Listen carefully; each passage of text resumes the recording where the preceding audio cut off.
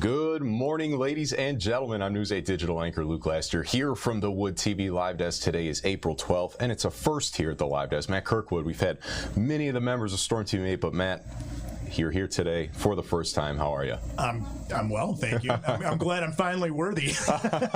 Luke Laster's podcast.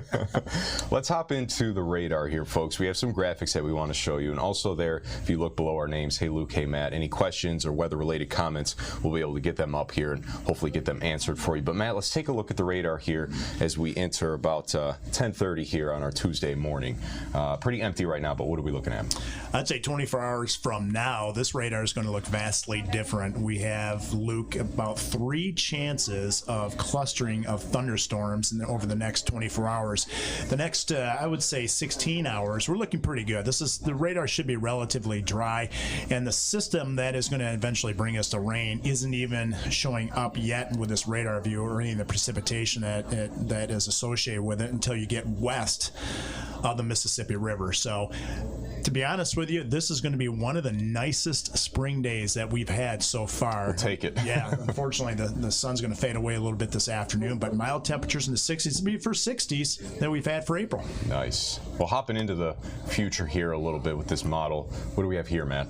Okay, we're going to jump right over the morning hours. Keep in mind, tomorrow morning we'll have a chance of some showers and thunderstorms as well.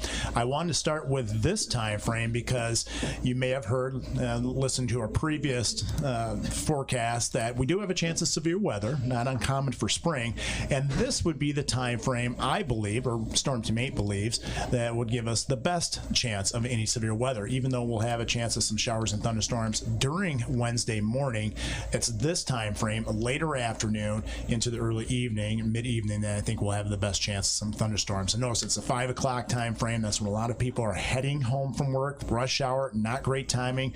A lot of, we'll see, baseball games, practices. I know my daughter has a lacrosse game, and the Whitecaps also playing tomorrow as well. So this is going to likely hamper a lot of things going on. And then moving over to Wednesday as well, again, the Storm Track Live. What do we have here with this one, Matt? Okay, the Storm Prediction Center has us included in a slight risk for severe weather. That is the second lowest, I would say, in the category, which is good news. It means about a 15% chance of severe weather within a 25-mile point, and that would include hail, straight line winds, and also a very low chance of a tornado tomorrow. I think the greatest threat is going to be straight line winds with any of these storms. Also take note where that light shaded orange color is. That's enhanced area. That's where I really expect a greater threat of severe weather down in Indiana and also eastern Illinois. And you can actually follow this risk area all the way down to the Gulf Coast. Gives you an idea just how big this storm system that's going to produce these strong thunderstorms is. And then lastly, we have that severe weather threat for Wednesday. Okay, as I mentioned, let's begin with each category. Heavy rain. We think there's going to be a solid chance. A lot of us will pick up over an inch of rain. The ground was kind of wet out there to begin with, especially Muskegon River's quite swollen.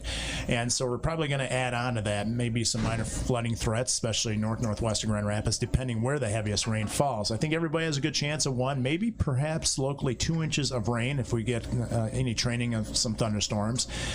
And then let's go to damaging winds. That's the primary threat, we believe, with this current system. It's a very wound up area of low pressure that should end up in Green Bay later tomorrow, sub 990 low, which has a very strong wind field with it. If we can tap those winds, bring them down to the surface with those thunderstorms, again, that's where I think the greatest threat will be. Winds are up around 60 miles an hour locally. Hail, I don't think it's particularly great, and tornadoes, fortunately, is on the low side as well. So again, a time frame, we're looking at anywhere from 2 p.m. to around 10 p.m. tomorrow. So we have one more graphic here, and it's a graphic that I didn't necessarily want to include, but I guess we have to include it here. Matt, what is this one telling us?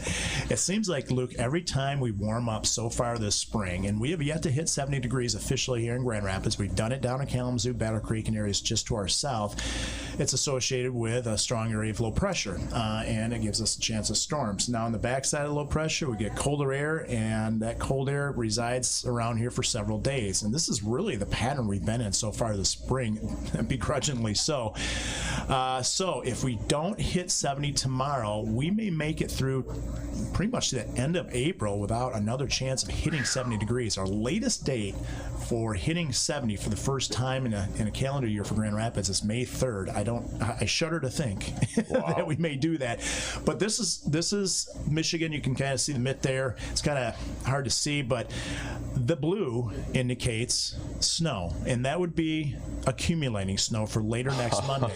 So we look at several different models. The European model that I saw so far gives us 2 chances of accumulating snow. This is the European model later on Monday. The GFS model, the American model, gives us 3 chances of accumulating snow leading into the weekend into next week, which is, I don't think anybody really wants to hear that.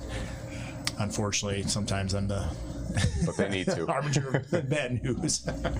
Well, Matt, what are we looking at coming up here? News 8 at noon. What do you have for us? Okay, well, at noon, SBC usually updates their Storm Prediction Center outlook, so I'll have the latest on that. The FUTURECAST will break down the timing, as I mentioned. I showed you the 5 p.m. Look at what the radar may look at that point. I'll also show you tomorrow morning as well. We'll look at amount of rain we could see, and of course that extended outlook that you may or may not want to see in 8-day. Matt, we appreciate it. Folks, attached to the stream, it'll take you over to woodtv.com. Take you right to the weather tab there, all your Storm Team 8 related news. Matt, thank you. Folks, Pleasure. This has been a look at the Wood TV Live Desk. I'm News 8 digital anchor Luke Lasser. Have a great afternoon, ladies and gentlemen. We will see you around.